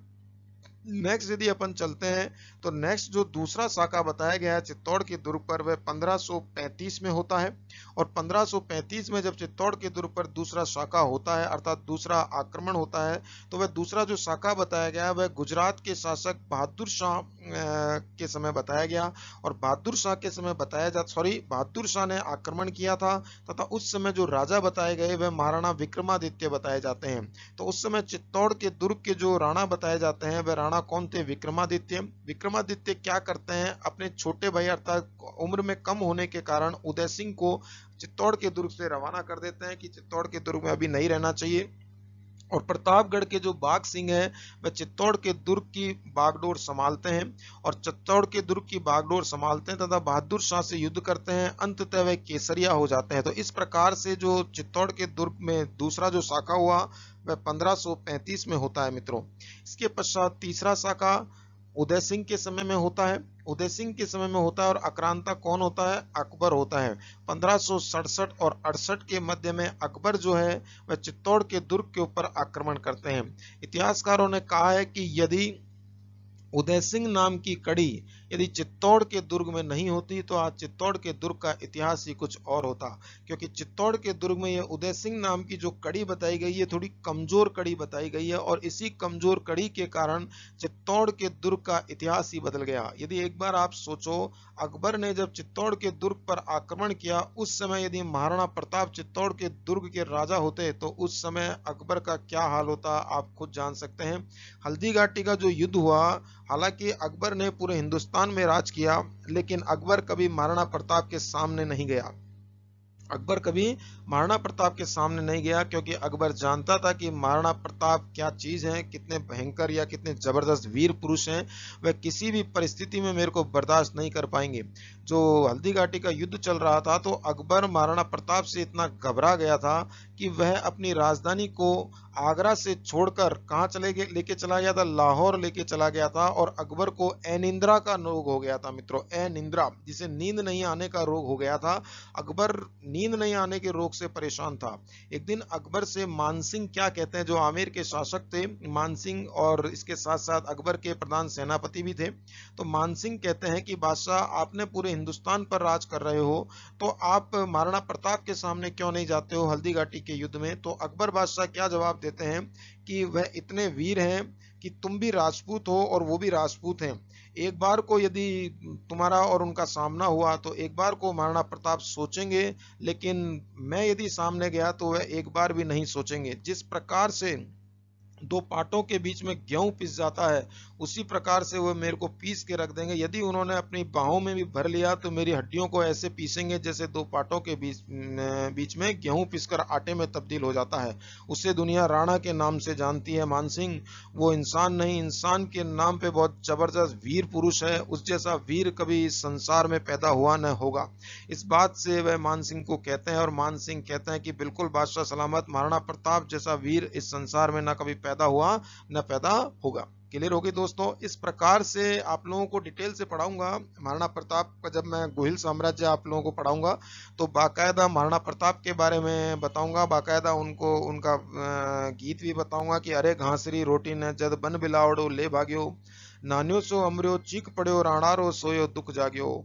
ये पूरा का पूरा आपको गीत गा के बताऊंगा कि किस प्रकार से महाराणा प्रताप का जो आत्मा होती है, वह उनकी जो वज्र छाती होती है अपने पुत्र को देखकर फट जाती है कि उनका पुत्र रोने लग जाता है एक घास की रोटी के लिए, क्योंकि घास की रोटी एक बिलाव लेकर भाग जाता है, एक बिलाव लेके भाग जाता है। जो राजकुमार 56 भोग खाया करते थे और 56 भोग खिलाने के लिए चारों तरफ दासियां उनको इधर उधर घुमा करती थी, आज वो राजकुमार एक घास की रोटी के लिए तरस रहे हैं। तो राणा की जो वज्र की छाती होती है वही पसीज जाती है और लेटर लिखने को या पाती लिखने के लिए अकबर को राजी हो जाते हैं। यही कहानी है मित्रों पाथल और पीथल की। ये आप लोगों को बताऊंगा मैं डिटेल से, तो जब मैं आप लोगों को गोहिल साम्राज्य कराऊंगा। ठीक है दोस्तों, ये आप लोगों का चित्तौड़ का दुर्ग बताया मैंने शॉर्ट में काफी। अब यदि अपन डिटेल से चलते हैं तो आप लोग मेरे वीडियो को पूरा देखिएगा, और इसके साथ साथ आप लोग मेरे इस वीडियो को सब्सक्राइब भी करिएगा। सब्सक्राइब करोगे तो मेरी मेहनत सफल हो जाएगी, और इसके साथ ही मेरे जितने भी आने वाले जो वीडियो हैं वो आप लोगों के सामने डायरेक्ट पहुंचेंगे। काफी मेहनत लगती है वीडियो को बनाने में, और आप लोग इसको लाइक कीजिए और सब्सक्राइब कीजिए, क्योंकि लाइक एंड सब्सक्राइब करने में आप लोगों का कुछ घटता नहीं है बल्कि आप लोगों का फायदा होता है। क्योंकि जैसे ही आप लाइक करते हैं तो टीचर खुश होता है, और खुश होने पर क्या होता है, वह और ज्यादा जोश से और ज्यादा अच्छी प्रकार से मैटर को समझाने का प्रयास करता है। और सब्सक्राइब करते हैं तो जितने भी वीडियो अपलोड किए जाएंगे मेरे द्वारा वह सीधे आप लोगों के पास पहुंचेंगे, तो इससे अंततः आप लोगों का ही फायदा है। तो इसलिए आप लोग सब्सक्राइब कर दीजिए और लाइक भी कीजिए दोस्तों। चलें अपन आगे अब डिटेल से पढ़ते हैं चित्तौड़गढ़ दुर्ग के बारे में। अभी मैंने आप लोगों को अब तक जो 3 पृष्ठ पढ़ाए हैं वह चित्तौड़ के दुर्ग की थोड़ी मैंने बायोग्राफी समझाई है कि चित्तौड़गढ़ दुर्ग कैसा है, कैसा दिखता है, कौन कौन से मंदिर हैं, कौन कौन से नहीं है। अब इसकी अपन थोड़ा डिस्क्राइब से पढ़ लेते हैं। अब नेक्स्ट पेज आप लोगों के सामने आ चुका है, यहाँ पर चित्तौड़गढ़ दुर्ग लिखा हुआ है। अपन पढ़ते हैं मित्रों। वीर विनोद के अनुसार, जो कि वीर विनोद कविराज शामल दास के द्वारा लिखी गई थी, तो वीर विनोद के अनुसार मौर्य वंश के राजा वृहत रथ, ये आप लोगों को पहले मैंने शॉर्ट में बताया था, अब डिटेल में समझा रहा हूं। मौर्य वंश के राजा वृहत रथ के पुत्र चित्रांग, इसको चित्रांग गद भी कहते हैं, चित्रांग ने गंभीरी तथा बेड़च नदी के संगम पर चित्तौड़गढ़ दुर्ग का निर्माण करवाया। क्लियर हो गई मित्रों बात। अर्थात मौर्य वंश का राजा वृहद्रथ के पुत्र ने किसका निर्माण करवाया, इस चित्रांग ने चित्तौड़गढ़ दुर्ग का निर्माण करवाया, जो कि वृहद्रथ के पुत्र थे। क्लियर हो गई बात। ये किसके द्वारा घोषित है, ये वीर विनोद के द्वारा घोषित है। और वीर विनोद किसने लिखा, कविराज शामल दास ने लिखा। और जो वीर विनोद है मित्रों वह एक काव्य ग्रंथ है जो कि राजस्थान के इतिहास के बारे में बहुत महत्वपूर्ण जानकारियां प्रस्तुत करता है। इसके साथ ही यह जो दुर्ग है मेसा के पठार पर स्थित है। यह दुर्ग लगभग 600, जो मेसा का पठार लगभग 616 मीटर ऊंचा है मित्रों। अब यदि अपन आगे चलें, कुमारपाल प्रबंध, तो कुमारपाल जो प्रबंध है मित्रों वह किसके द्वारा लिखी गई, हेमचंद्र के द्वारा लिखी गई। तो कुमारपाल प्रबंध के अनुसार इस दुर्ग का निर्माण चित्रांग मौर्य ने करवाया था मित्रों। किसने करवाया, चित्रांग मौर्य ने। तथा वीर विनोद के अनुसार चित्रांग ने करवाया, और कुमारपाल प्रबंध के अनुसार चित्रांग मौर्य ने, यहाँ पे मौर्य शब्द जोड़ दिया गया। इसके साथ ही आगे चले तो मोहनोत नैणसीरी ख्यात के अनुसार इस दुर्ग का निर्माण चित्रंग मौर्य ने करवाया। किसने करवाया, चित्रंग मौर्य ने। अब यदि अपन मित्रों इन तीनों नामों का सारांश निकालें तो अंत में सारांश यही निकलता है कि चित्तौड़गढ़ दुर्ग का जो निर्माण है वह चित्रांग नाम के राजा ने करवाया था। क्लियर हो गई बात, क्योंकि तीनों में जो समानता दिख रही है वह चित्रांग ही दिख रही है। बस यहाँ पर एक आ की मात्रा कम हो गई है, बाकी लगभग लगभग ये समान ही नजर आ रहे हैं। इसलिए चित्रांग मौर्य ने ही चित्तौड़गढ़ दुर्ग का निर्माण करवाया था। अब यदि अपन और आगे चलते हैं तो यह दुर्ग 8 किलोमीटर लंबा तथा 2 किलोमीटर चौड़ा है। यदि अपन इस दुर्ग को परिधि से नापने का प्रयास करें, अर्थात इसकी दीवारों से नापने का प्रयास करें, तो यह दुर्ग लगभग 8 किलोमीटर तो लंबा है मित्रों और 2 किलोमीटर चौड़ा है। जबकि भीतरी वृत्त अर्थात अंदर की साइड के वृत्त से नापते हैं तो अंदर जो वृत्त है वह 5 किलोमीटर तो लंबा है तथा इसके साथ 0.9 किलोमीटर चौड़ा बताया गया है। क्लियर है दोस्तों? यदि आप लोगों के एग्जाम में आता है तो प्रश्न की प्रकृति के आधार पर आंसर देने का प्रयास कीजिएगा तथा इसके साथ साथ प्राचीर समेत, प्राचीर का मतलब दीवार अर्थात प्राचीर समेत यह 279 हेक्टेयर क्षेत्र में फैला हुआ है। यदि अपन हेक्टेयर को देखते हैं तो इतने हेक्टेयर में, इतने सरफेस के अंदर चित्तौड़गढ़ दुर्ग फैला हुआ है। 279 हेक्टेयर क्षेत्र में चित्तौड़गढ़ दुर्ग फैला हुआ है। क्लियर हो गई बात मित्रों? दुर्ग का संपूर्ण व्यास 16 किलोमीटर बताया गया है। त्रिज्या जो होती है व्यास की आधी होती है, तो जो दुर्ग का संपूर्ण व्यास है वह 16 किलोमीटर बताया गया है। तो आप लोग याद रखिएगा, क्षेत्रफल की दृष्टि से राज्य का सबसे विशाल दुर्ग है। यदि आप लोगों के एग्जाम में मित्रों प्रश्न आता है कि क्षेत्रफल की दृष्टि से सबसे विशाल दुर्ग कौन सा है, तो क्षेत्रफल की जो दृष्टि है उस दृष्टि से सबसे विशाल दुर्ग कौन सा है, चित्तौड़गढ़ दुर्ग ही सबसे विशाल दुर्ग बताया गया है मित्रों। क्लियर है? अपनी विशालता के कारण इसको महादुर्ग भी कहा जाता है। अपनी विशालता के कारण चित्तौड़गढ़ दुर्ग को क्या कहा जाता है मित्रों? महादुर्ग भी कहा जाता है। अब आप लोगों को एक बात बताना जरूरी समझूंगा कि ऑफलाइन क्लास और ऑनलाइन क्लास में अंतर होता है मित्रों। यदि अपन ऑफलाइन क्लास लेते हैं तो उसमें बाकायदा बोर्ड पे पढ़ाया जाता है और ऑनलाइन क्लास होती है तो इसी प्रकार से पढ़ाने का सबसे अच्छा सरल तरीका है जिसमें स्लाइड के माध्यम से पढ़ाया जाता है। स्लाइड के माध्यम से इसलिए पढ़ाया जाता है, हालांकि बोर्ड पे मैं पढ़ा सकता हूं आसानी से, लेकिन स्लाइड के माध्यम से पढ़ाने से ये फायदा होता है कि जो मेरी स्लाइड है वह आप लोगों के सामने प्रेजेंट होती है, जिसको आप आसानी से देख सकते हैं। आप लोग इसको उतारना चाहें तो उतार भी सकते हैं, क्योंकि जब मैं पढ़ाता हूं तो काफी धीरे धीरे पढ़ाता हूं, तो आप लोग इसको आसानी से उतार भी सकते हैं। लेकिन जैसे ही अगर मैं इसको ऑनलाइन क्लास में यदि बोर्ड पे पढ़ाने का प्रयास करूं तो बोर्ड पे तो मैं पढ़ाता जाऊंगा, आपने उतारा या नहीं उतारा मेरे पता नहीं चलेगा और मैं कई बार उसको मिटा दूंगा, आप लोग पीछे रह जाएंगे। लेकिन ऑफलाइन क्लास में अगर मैं बोर्ड पढ़ाता हूं तो आप लोग कह सकते हैं कि सर अभी मिटाया नहीं, अभी हमने उतारा नहीं है, अभी मत मिटाओ। तो इसलिए सबसे जो बेस्ट तरीका है ऑनलाइन क्लास में वो स्लाइड शो का ही बताया जाता है मित्रों। क्लियर हो गई बात? अब यदि अपन आगे देखें तो अपनी विशालता के कारण इसको महादुर्ग भी कहा जाता है। इस बात को याद रखिएगा कि जो चित्तौड़गढ़ दुर्ग है मित्रों उसको महादुर्ग भी कहा जाता है। अब महादुर्ग किस लिए कहा जाता है? क्योंकि अपनी सुदृढ़ विशालता के कारण काफी विशाल है। यदि अपन इसको दूर से देखें मित्रों तो ये मछली के समान नजर आता है, इसलिए इसकी आकृति अपन मछली के समान भी कह सकते हैं। ठीक है मित्रों, नेक्स्ट पेज पे अपन चलते हैं। नेक्स्ट पेज आप लोगों के सामने है। यह दुर्ग राजस्थान का गौरव कहलाता है। बिल्कुल सही है, राजस्थान का सिरमौर कौन सा दुर्ग कहलाया है? चित्तौड़गढ़ दुर्ग कहलाया है। गढ़ तो गढ़ चित्तौड़गढ़, बाकी सब गढ़िया, तो डेफिनेटली यह राजस्थान का चित्तौड़गढ़ जो दुर्ग है वह राजस्थान का गौरव है, राजस्थान की शान है। महाराणा प्रताप की कहानी चित्तौड़गढ़ दुर्ग से जुड़ी हुई है। मेवाड़ के जो राणा है वह चित्तौड़गढ़ दुर्ग से संबंध रखते हैं, इसलिए चित्तौड़गढ़ दुर्ग अपने आप में बहुत महत्वपूर्ण भूमिका निभाता है। महाराणा प्रताप अपनी आन बान शान के लिए प्रसिद्ध बताए जाते हैं।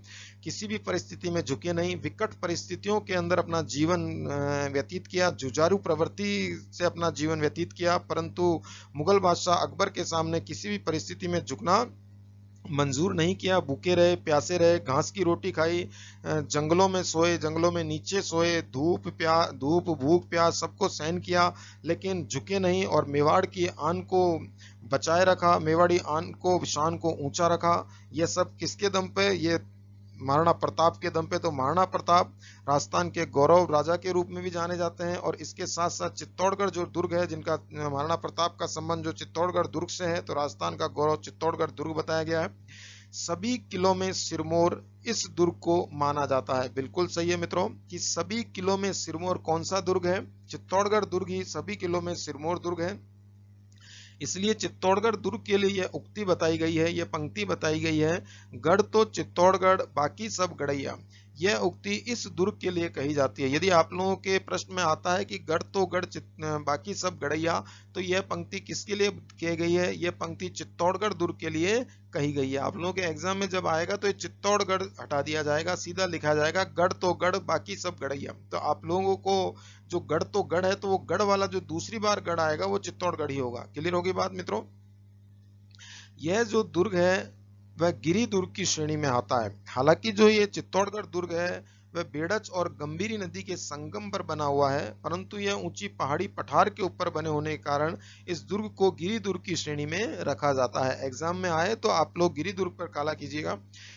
दिल्ली से मालवा और गुजरात जाने वाले मार्ग पर अवस्थित होने के कारण, दिल्ली से मालवा व गुजरात जाने वाले मार्ग पर अवस्थित होने के कारण इसे मालवा का प्रवेश द्वार व राजस्थान का दक्षिणी प्रवेश द्वार के नाम से भी जाना जाता है। क्लियर हो गई बात मित्रों? यदि आपके एग्जाम में आता है कि राजस्थान के दक्षिणी प्रवेश द्वार के नाम से किस दुर्ग को जाना जाता है, तो चित्तौड़गढ़ दुर्ग को राजस्थान के दक्षिणी प्रवेश द्वार के नाम से जाना जाता है। इसके साथ साथ इसको मालवा का प्रवेश द्वार भी कहा जाता है। क्लियर है बात? चित्रांगद मौर्य ने अपने नाम पर इस दुर्ग का नाम चित्रकोट ऑब्लिक चित्रकूट दुर्ग रखा था। क्या नाम रखा था? चित्रकोट ऑब्लिक चित्रकूट दुर्ग रखा था। यदि आप लोगों के एग्जाम में प्रश्न आता है कि चित्तौड़गढ़ दुर्ग का प्राचीन नाम क्या है, तो चित्रकोट ऑब्लिक चित्रकूट आप लोगों को एग्जाम के अंदर ए बी सी डी चारों ऑप्शनों में से एक ऑप्शन पर छपा हुआ जरूर मिलेगा। तो आप लोगों को चारों में से एक पर काला करना पड़ेगा, या तो चित्रकोट मिलेगा या चित्रकूट मिलेगा। क्लियर होगी बात मित्रों? नेक्स्ट देखें, यह दुर्ग राजस्थान का सबसे बड़ा लिविंग फोर्ट है। तो लिविंग फोर्ट का मतलब होता है कि ऐसा, लिविंग का मतलब होता है स्थान, अर्थात ऐसा फोर्ट जहां पर व्यक्ति रह रहे हैं, अर्थात वहां पर आवास कर रहे हैं, पब्लिक रह रही है, परिवार के परिवार रह रहे हैं, उसे ही हम क्या कहते हैं? लिविंग फोर्ट कहते हैं। तो राजस्थान का सबसे बड़ा जो लिविंग फोर्ट है वह चित्तौड़गढ़ दुर्ग है। यदि आप लोग चित्तौड़गढ़ दुर्ग कभी घूमने के लिए जाएं मित्रों, तो जैसे ही आप लोग चित्तौड़गढ़ घूमने के लिए जाएंगे तो आप चित्तौड़ के जो पोल हैं, जो 7 पोल हैं चित्तौड़ के, जैसा कि मैंने आप लोगों को बताया, आप इन 7 पोलों को पार करते हुए जैसे ही चित्तौड़गढ़ दुर्ग के अंदर प्रवेश करोगे, तो आपको जो चित्तौड़ के दुर्ग के ऊपर चढ़ने की जो सड़क बनी हुई है, उस सड़क के दोनों किनारे आपको मकान बने हुए दिखेंगे अंदर ही अंदर। वह सारे के सारे मकान जो बने हुए दिखेंगे वह क्या है? ये लिविंग फोर्ट का ही नतीजा है कि राजस्थान का सबसे बड़ा जो फोर्ट है, सबसे बड़ा लिविंग फोर्ट है, वह कौन सा है? चित्तौड़गढ़ है। क्लियर हो गई बात मित्रों?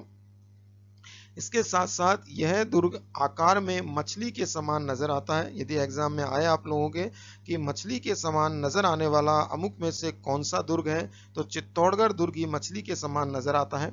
यह राजस्थान का एकमात्र ऐसा दुर्ग है जिसमें खेती होती है। यदि आपके एग्जाम में प्रश्न आता है कि अमुक में से कौन सा दुर्ग जिसमें खेती की जाती है, तो एकमात्र दुर्ग कौन सा है? चित्तौड़गढ़ दुर्ग ही एकमात्र दुर्ग है मित्रों जहां पर खेती की जाती है। इस दुर्ग पर पहला आक्रमण अफगानिस्तान के सूबेदार मामू ने किया था। इस बात को याद रखिएगा कि चित्तौड़गढ़ दुर्ग पर जो पहला आक्रमण किया था वह अफगानी था, और अफगानी भी क्या नाम था? मामू था। मामू वो नहीं जो अपनी मम्मी का भाई होता है जिसे हम मामा कहते हैं, वो मामू नहीं, इसका नाम ही मामू था, याद रखिएगा। क्लियर हो गई बात? मेवाड़ में गुहिल साम्राज्य के संस्थापक बप्पा रावल माने जाते हैं।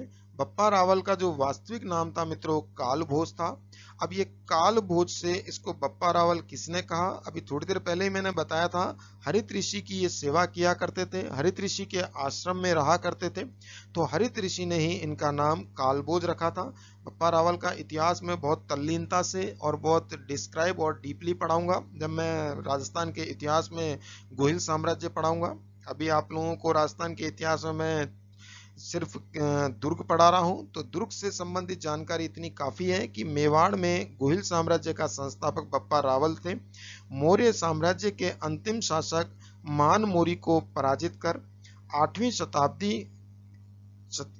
शताब्दी ईस्वी के लगभग अपन मान सकते हैं 734 ईस्वी, और वह शताब्दी माने तो 8वीं शताब्दी ईस्वी मान सकते हैं। तो लगभग 734 ईस्वी में चित्तौड़ पर अधिकार कर लिया। क्लियर होगी बात?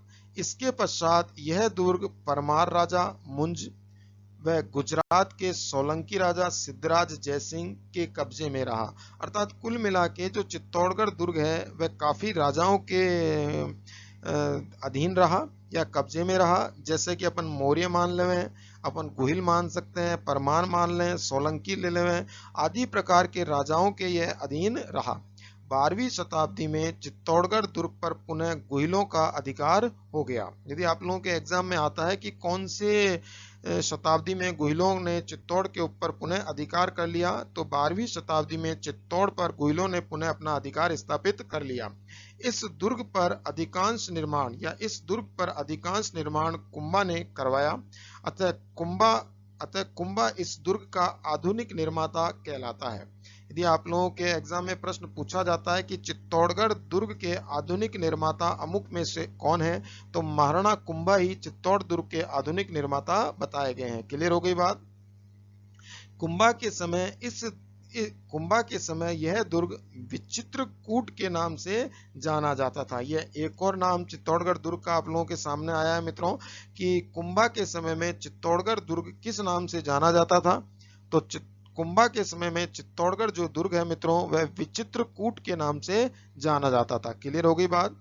इस दुर्ग में कुल 7 प्रवेश द्वार हैं। टोटल 7 प्रवेश द्वार है, जिसे 7 पोल कहते हैं मित्रों। प्रथम दरवाजा पाडन पोल के नाम से जाना जाता है।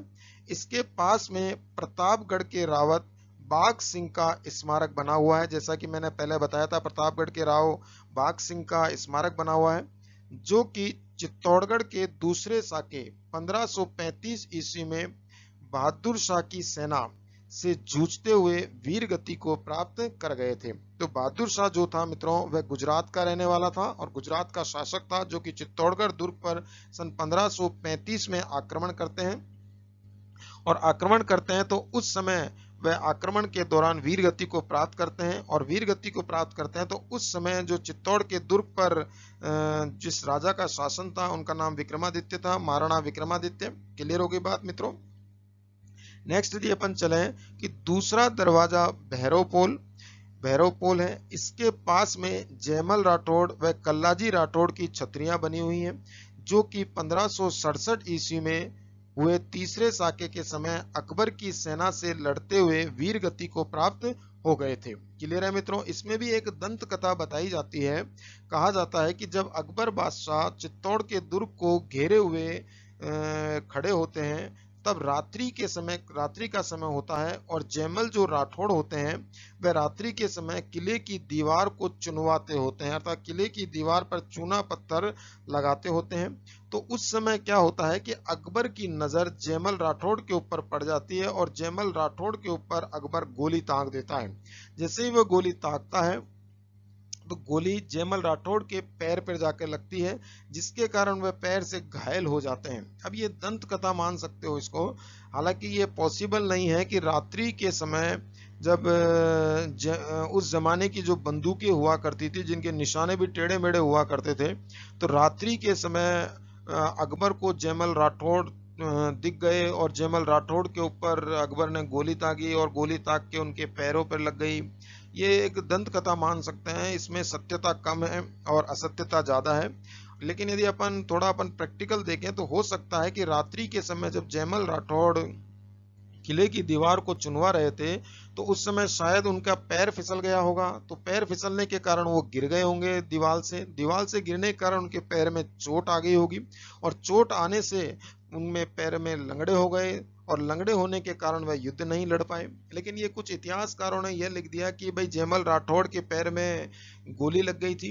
अब आप लोगों को पता होगा, मध्यकालीन इतिहास जो लिखा गया मोस्टली मुस्लिम इतिहासकारों के द्वारा लिखा गया, तो उन्होंने अकबर की बड़ाई लिखना डेफिनेटली संभव है कि अकबर की बड़ाई ही लिखेंगे। तो अकबर की बड़ाई में उन्होंने लिख दिया कि बादशाह अकबर ने गोली चलाई, जिससे कि जयमल राठौड़ लंगड़े हो गए। लेकिन नॉट पॉसिबल। जो पहले के जमाने के जो राजपूत हुआ करते थे, इतने ताकतवर हुआ करते थे, एक जरा सी गोली से वो लंगड़े हो जाएं, पॉसिबल ही नहीं है।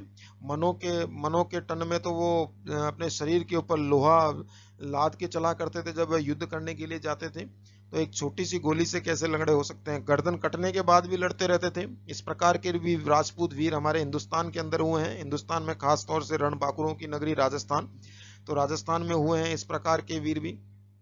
तो ये तो एक अफवाह मान सकते हैं या फिर मुस्लिम इतिहासकारों के द्वारा बोल सकते हैं कि उन्होंने इस प्रकार के शब्द कह दिए, लेकिन सत्यता मेरे हिसाब से ये हो सकती है कि गिर गए होंगे।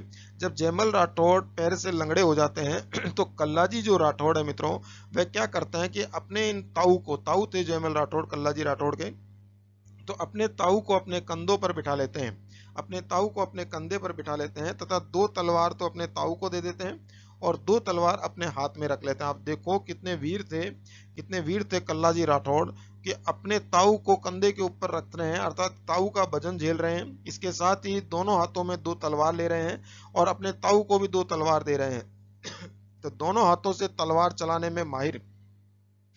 अब चारों हाथ हो गए, 2 हाथ जयमल राठौड़ के, 2 हाथ कल्लाजी के, और दोनों के दोनों ताऊ और भतीजे दोनों लड़ाई करने लग जाते हैं। जब उनकी लड़ाई की गति देखते हैं अकबर बादशाह, तो अकबर बादशाह उनकी लड़ाई की गति को देखकर घबरा जाते हैं कि यह तो एक 4 हाथों वाला देवता है, और तभी से कल्लाजी राठौड़ को 4 हाथों वाले देवता के रूप में जाना जाता है। गर्दन कट जाती है कल्लाजी राठौड़ की, लेकिन गर्दन कटने के बावजूद भी वह युद्ध लड़ते रहते हैं। आप सोचो कि कितने वीर थे कल्लाजी राठौड़। जब इतने वीर थे तो इनके ताऊ एक जरा सी गोली से कैसे लंगड़े हो सकते हैं, ये आप खुद भी सोच सकते हो। आगे यदि अपन चले तो हनुमान पोल, गणेश पोल, जोड़ला पोल, लक्ष्मण पोल आदि प्रकार के पोल चित्तौड़गढ़ दुर्ग में है, तथा लास्ट पोल है रामपोल। रामपोल पोल में फत्ता सिसोदिया का स्मारक बना हुआ है, जो कि तीसरे साके में वीरगति को प्राप्त हुए थे। जो फत्ता सिसोदिया और जयमल राठौड़ 2 जने थे चित्तौड़ के दुर्ग के रखवाले। क्लियर हो गई बात। तो फत्ता सिसोदिया भी वीरगति को प्राप्त हुए, इसके साथ साथ जयमल राठौड़ भी वीरगति को प्राप्त हो जाते हैं। क्लियर हो गई दोस्तों। और कल्लाजी राठौड़ भी वीरगति को प्राप्त होते हैं, जो कि इनकी छत्रियां भैरव पोल पर बनी हुई हैं। इसके साथ साथ कल्लाजी राठौड़ की जो कुल देवी हैं, उनकी भी वहां पर नागणीची माता की भी फोटो तस्वीर वहां बनी हुई है, मूर्ति बनी हुई है या मंदिर बना हुआ है, आप लोग जाके देखिएगा। नेक्स्ट अपन चलते हैं 7वें पेज के ऊपर, विजय स्तंभ। विजय स्तंभ का जो निर्माण करवाया मित्रों, वह महाराणा कुंभा के द्वारा करवाया गया था। अब यदि महाराणा कुंभा ने विजय स्तंभ का निर्माण करवाया, तो विजय स्तंभ का निर्माण महाराणा कुंभा ने क्यों करवाया, जैसा कि मैंने शॉर्ट में आप लोगों को बताया था, अब थोड़ा डिटेल से बता देता हूं। एक मांडू या मालवा का सुल्तान था, जिसका नाम था मित्रों महमूद खिलजी। महमूद खिलजी ने कुंभा के ऊपर आक्रमण किया सन 1437 ईस्वी में।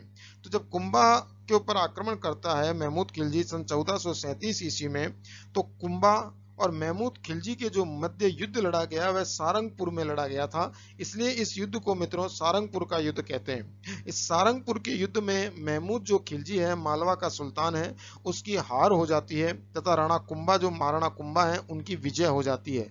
और इसी विजय के उपलक्ष्य में महाराणा कुंभा विजय स्तंभ का निर्माण चित्तौड़गढ़ दुर्ग में करवाते हैं।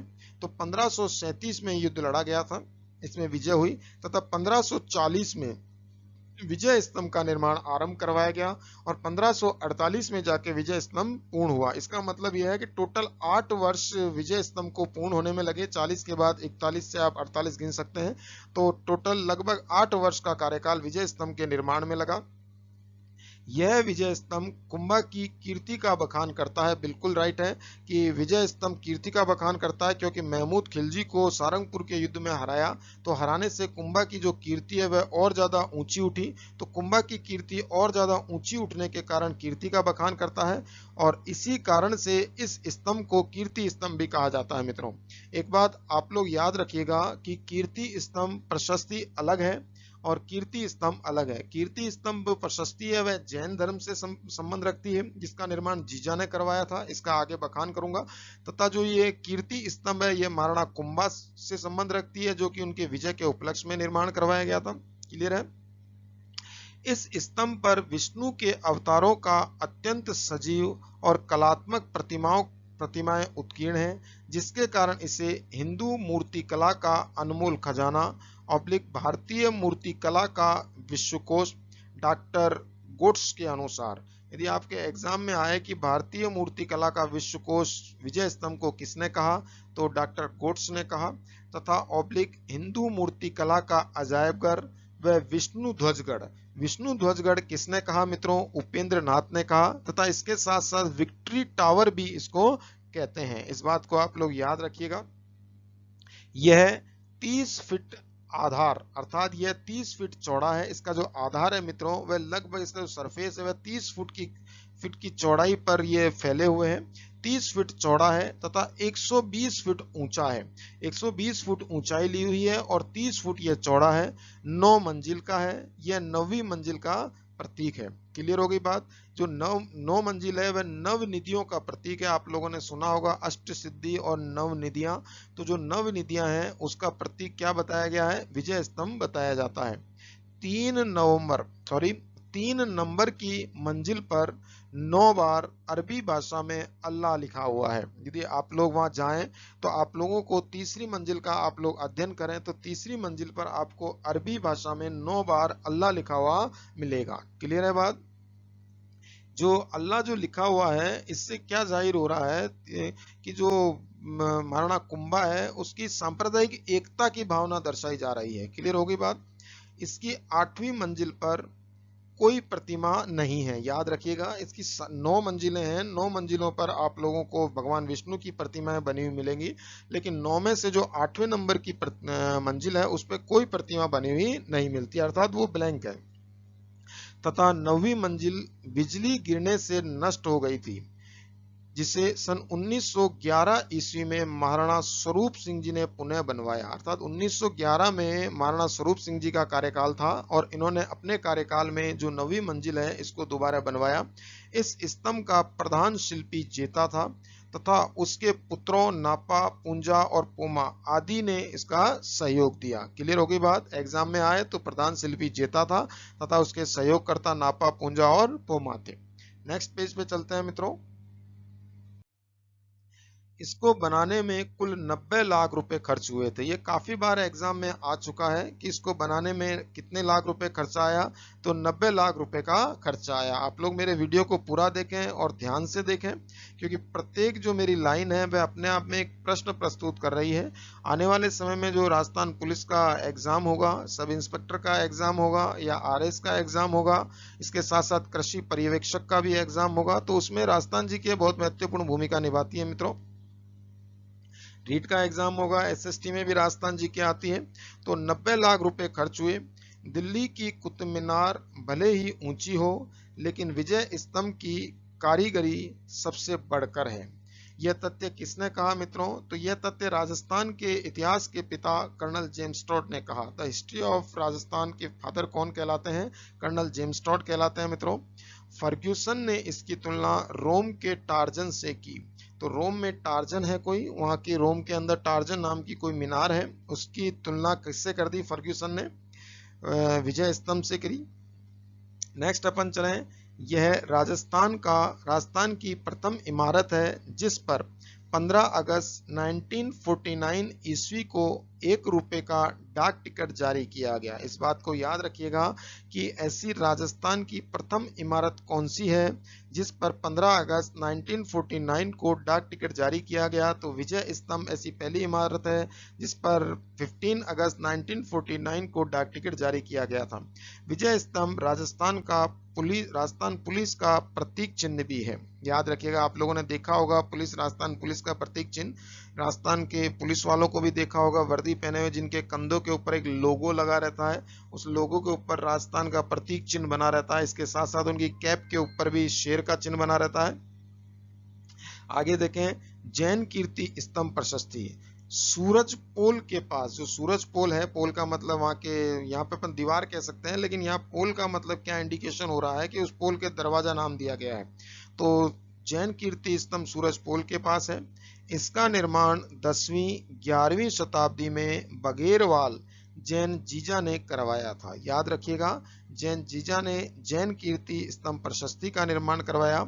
यह आदिनाथ जैन धर्म को समर्पित है, इसी कारण इसको आदिनाथ स्मारक भी कहा जाता है। इसका मतलब है यह आदिनाथ जो जैन संप्रदाय के संत हुए उनको समर्पित है, इसी कारण इसे आदिनाथ स्मारक भी कहते हैं।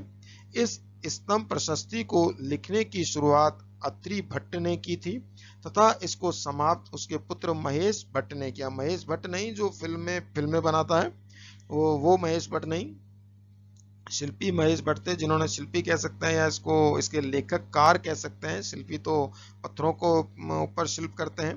यहाँ के इसके लेखन करने वाले कौन थे? पहले तो अत्रि भट्ट और दूसरे महेश भट्ट। यह 7 मंजिला है तथा इसकी लंबाई 75 फीट है। याद रखिएगा, यह प्रश्न कई बार आया हुआ है। नेक्स्ट है पद्मिनी महल, राणा रतन सिंह की पत्नी का महल, अर्थात राणा रतन सिंह ने अपनी पत्नी पद्मिनी के लिए एक महल का निर्माण करवाया था, उसे पद्मिनी महल कहा जाता है, जो कि एक तालाब के मध्य में बना हुआ था। तालाब के मध्य में बनाने का मुख्य कारण यह था कि पद्मिनी एक तो बहुत ज्यादा खूबसूरत थी, तो उसकी चारों तरफ से पानी के चारों तरफ घेर के रहे, जिससे उसकी सिक्योरिटी रहे, और दूसरी की गर्मी से बचाव रहे। पानी के अंदर चारों तरफ पानी होगा तो वह महल ठंडा रहेगा, और ठंडा रहेगा तो पद्मिनी को गर्मी नहीं लगेगी, क्योंकि पद्मिनी जो थी वह सिंहली द्वीप की राजकुमारी थी। सिंहली द्वीप क्या है? सिंहली द्वीप का अगर अपन वर्तमान नाम देखें मित्रों तो वह श्रीलंका है। तो श्रीलंका भी चारों तरफ से पानी से घिरा हुआ है तो ठंडा है, तो उसी प्रकार पद्मिनी के लिए इसने अलग से महल का निर्माण करवाया था मित्रों। नेक्स्ट अपन चलते हैं फतेह प्रकाश। यदि अपन फतेह प्रकाश देखें तो महाराणा फतेह सिंह के द्वारा इसका निर्माण करवाया गया, तथा इसके साथ ही वर्तमान में म्यूजियम या संग्रहालय के रूप में विकसित हो गया है। यदि आप लोग जैसे ही चित्तौड़गढ़ दुर्ग के अंदर जाते हैं और चित्तौड़ दुर्ग के सारे पोलों को पार करते हुए आप लोग एक सरफेस पर पहुंचते हैं, एक चढ़ाई पार कर रहे हैं, आप चढ़ाई चढ़ रहे हैं, सरफेस पे पहुंचते हैं तो आपको बड़ी सारी एक इमारत दिखती है, वो वहाँ का म्यूजियम है। उनसे पूछेंगे क्या है, तो वो लोग जो गार्ड खड़े होंगे वो सारे कहेंगे म्यूजियम है या संग्रहालय है। तो वास्तव में वह फतेह प्रकाश है, जो कि महाराणा फतेह सिंह ने अपने रहने के लिए बनवाया था, और वर्तमान में यह म्यूजियम है और संग्रहालय के रूप में विकसित है। क्लियर होगी बात? नेक्स्ट है कुंभा महल। इसे 9 कोठा मकान या नवलखा भंडार भी कहा जाता है। जो एक कुंभा महल है मित्रों, ये एक महल नहीं है, ये 9 कोठा मकान है, अर्थात 9 मंजिला है और 9 महलों का यह एक संगम है। क्लियर हो गई बात? यहाँ स्थित कंवरपदा में ही राणा सांगा के पुत्र उदय सिंह का जन्म हुआ था। अर्थात कंवरपदा नामक जो जगह है 9 कोठा मकान में या कुंभा महल में, जो इसकी एक महल मान सकते हो इसको अंदर, वहां पर ही राणा सांगा के पुत्र उदय सिंह का क्या हुआ था? जन्म हुआ था। इसी महल में पन्नादाया द्वारा उदय सिंह की रक्षा हेतु अपने पुत्र चंदन का बलिदान दिया गया था। यह भी आप याद रखिएगा। समिदेश्वर मंदिर, मालवा के राजा भोज ने सन 1011 ईस्वी से 1055 ईस्वी के मध्य में इस समिदेश्वर मंदिर का निर्माण करवाया, और इस समिदेश्वर मंदिर को मित्रों वर्तमान में मोकल के मंदिर के नाम से भी जाना जाता है, क्योंकि निर्माण तो राजा भोज ने करवाया, लेकिन इसका जीर्णोद्वार जो है वह महाराणा मोकल के द्वारा करवाया गया था, इसलिए इसको मोकल के मंदिर के नाम से भी जाना जाता है। क्लियर होगी बात? नेक्स्ट यदि अपन चलते हैं कालिका माता का मंदिर, तो जो कालिका माता का मंदिर है मित्रों वह मूलतः सूर्य मंदिर था, और आक्रांताओं के कारण, आक्रांता बार बार चित्तौड़ के दुर्ग पर काफी आक्रमण हुए, तो आक्रांताओं के कारण इस मंदिर को तोड़ दिया गया था, और तोड़ने के कारण ही क्या हुआ, यह मंदिर टूट गया, तो इसको पुनः निर्माण करवाया गया, और निर्माण करके यहाँ पर काली माता की मूर्ति रखवाई गई, और मूर्ति रखवाने के पश्चात इसको काली माता के मंदिर के नाम से ही जाना गया। इसका निर्माण 8वीं शताब्दी में मौर्य वंश के शासक मान मौर्य ने करवाया था। क्लियर हो गई बात? आगे चले अपन तुलजा भवानी मंदिर, छत्रपति शिवाजी की आराध्य देवी।